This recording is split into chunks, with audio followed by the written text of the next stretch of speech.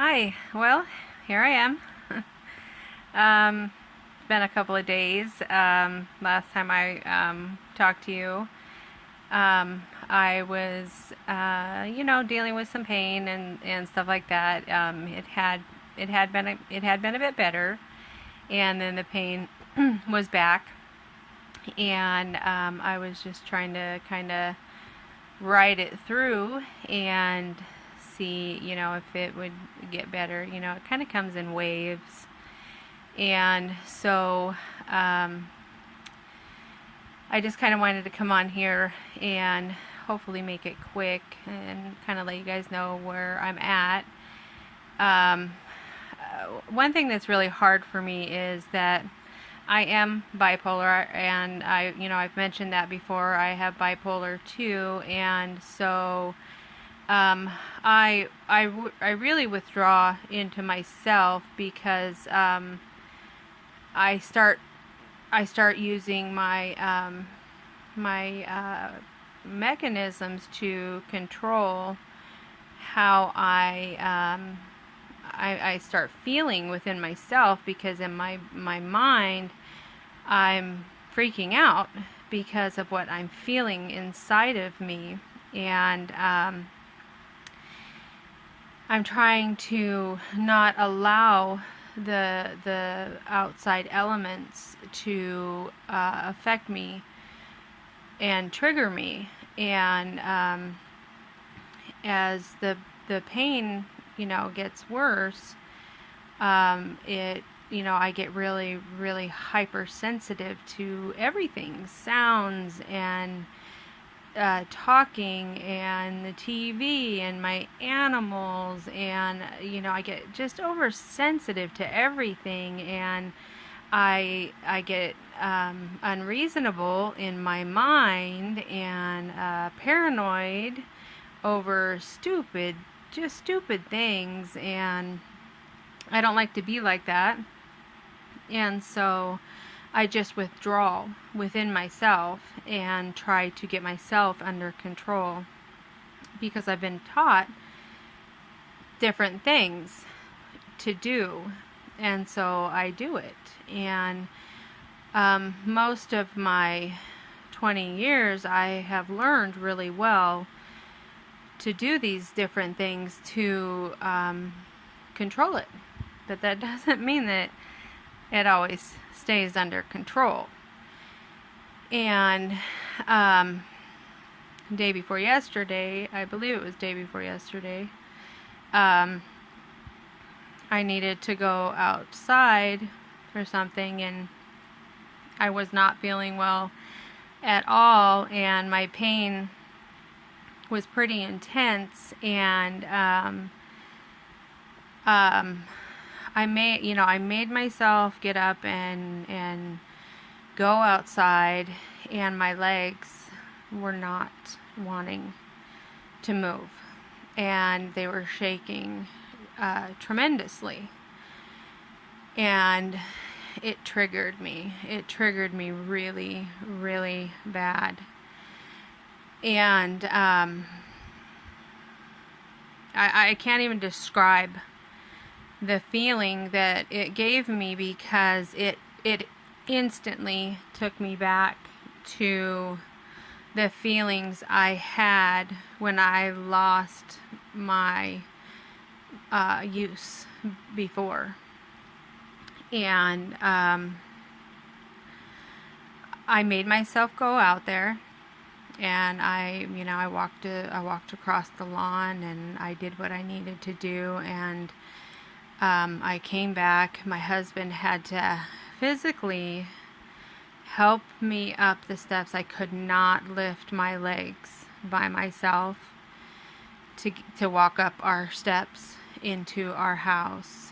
And I sat down, and I truly sat down in despair. And I mean, the crying was in my throat. It was completely and utterly within me. I just was completely shattered and I was triggered. And I was overwhelmed. I was overwhelmed. I wanted to scream. I just wanted to just do all kinds of things. And in my experiences with my bipolar, I can do some street rat crazy things, and that is not who I want to be. I mean, that's why I take my medication. That's why I make sure that my mind is controlled so that I don't lose it. I have a family, and I love my family. And when I went to bed and I prayed about it, and I'm like, God, how am I going to handle the next step? What is this next step? Because I'm not ready if it's me moving back into being an invalid. I don't want to, and I won't accept it. I won't. I mean, I just can't. That's not something that I can lay down and say, oh, it's fine. It's just part of my journey, and I have to, because I cannot do it. It's not, I wasn't raised to be a quitter. I never ever was, and I never ever will. It's not me. So, I just, I slept on it, and I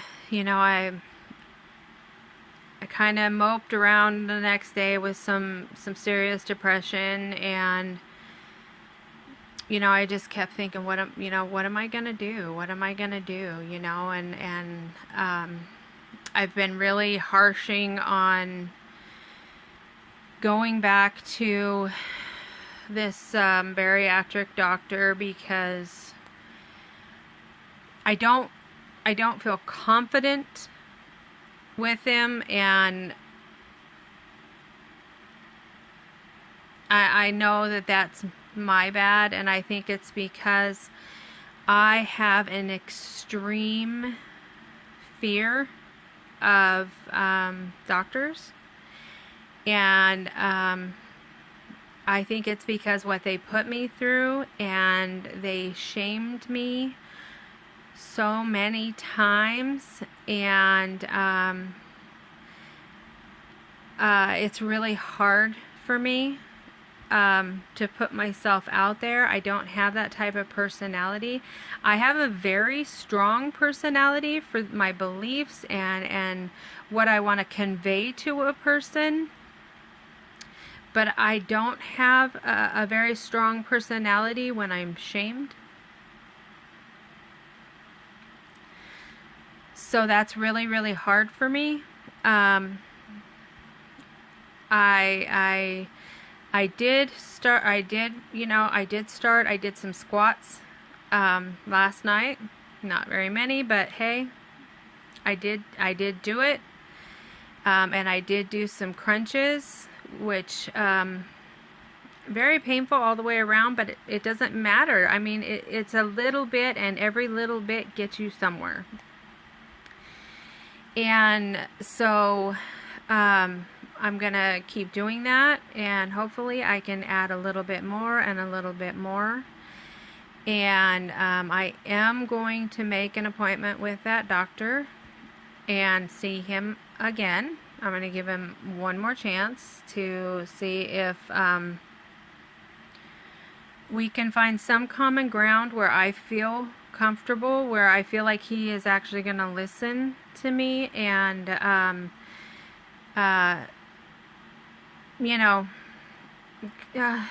don't know. I need to know that he's listening to me and treating me like I do know my body, and that I do know what happened to me, and that I don't blame all bariatric doctors. I absolutely don't. And I don't even necessarily blame the bariatric doctor that did it. I think that accidents happen. And I think that, bless his heart, I hope I was his only one. And I hope that his practice has been completely successful since then. I only wish him the best. Other than that, he's not my doctor. And that's okay, but I need this doctor to be my doctor where I feel comfortable. And, he doesn't have to be my buddy, but I need to feel comfortable that I can say, hey, listen, this is going on, and that he's actually hearing me. I'm frustrated that I did all the tests that they said to do, and I haven't heard back from them at all. And, I don't understand that. I have always had doctors that you do what they tell you to do, and then they call you with results. If this is not how it's supposed to work, could you guys just comment below? Tell me where I'm going wrong. Steer me in the right direction. Tell me what I'm supposed to do, and help me out here. It would really, really be awesome, because I really need some help here. I've been out of the loop. Way out of the loop. I have not had a bariatric doctor for 8 years. So I'm like a newbie myself. I'm trying. Help me out here. I really, really need help with this. But I am going to call on Monday, and I'm going to make an appointment to see him. If I don't feel like there's any type of common ground that we can work with, I'm probably going to make an appointment with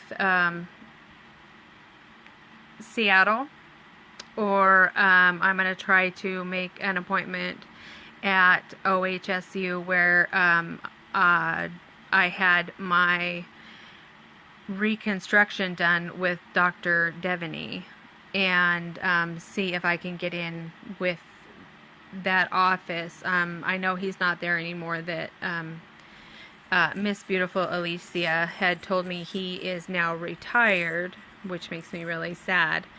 But maybe get in with a doctor there, and see somebody there. I don't know. But I do have to do something, because they do have to they do have to help me figure out where the pain is coming from, and what's going on there. See, one of the things that this doctor said to me that kind of turned me off is that he said, he goes, there are a lot of times that we run all kinds of tests when people have pain like you, and we can't ever determine it, so you just have to live with the pain. Well, I have no quality of life right now. I can't even do anything with my children. So this is absolutely freaking not. Pain means there's something wrong. So no, that is not the answer for me. So are you kind of seeing where I'm not jiving with this doctor? I'm just not jiving. So I'm frustrated. I am frustrated. And I'm trying not to be, because see, this is part of my spin. I'm spinning. Because I can't quit thinking about it. I can't being frustrated about it. And I can't quit thinking about the pain, because I'm frustrated about it. I can't take the pain, any of my pain medication because it hurts my stomach. So there is no pain relief, so I'm just kind of SOL all the way around, so yeah. Anyways, that's it, I guess. I don't know. Anyways, I really honestly am, for the most part, I'm honestly a joyful person. I believe in joy. I believe in finding it every day. I believe in bringing joy to the people around you, because life is too flippin' short to be negative and miserable. And one thing I hate about being bipolar is it makes me freaking negative. And it pisses me off. It makes me angry. And I get so irritated with everybody and everything around me. And it's so unfair. It's so unfair to my family when it's not their fault. It's not their fault that I'm going through what I'm going through. It's not their fault that I have been triggered and now I have to go through this process. But I am very thankful that I have gone through enough therapy that my family knows and loves me, that Mom's been triggered. Let's go play. Everybody outside. Talk quietly around Mom. Do you need something, Mom? I mean, it makes me sad, but it also, on the other hand, it also shows my children when they're adults that I'm not the only person in this world. They're going to meet other people in this world that have mental instabilities. And we all have to deal with different people. We'll have friends and spouses and parents and grandparents and yada yada. I'm not ashamed of who I am. It just pisses me off when I get triggered. And then I have to deal with it. And my family has to deal with it. And it pisses me off that I did all of these stupid things he wanted me to do. And they didn't give me any what to do afterwards. I'm just left hanging. And I don't freaking know. So if you guys know, tell me what to do. I need some help here. Just tell me what to do. I would be forever, ever, ever, ever grateful.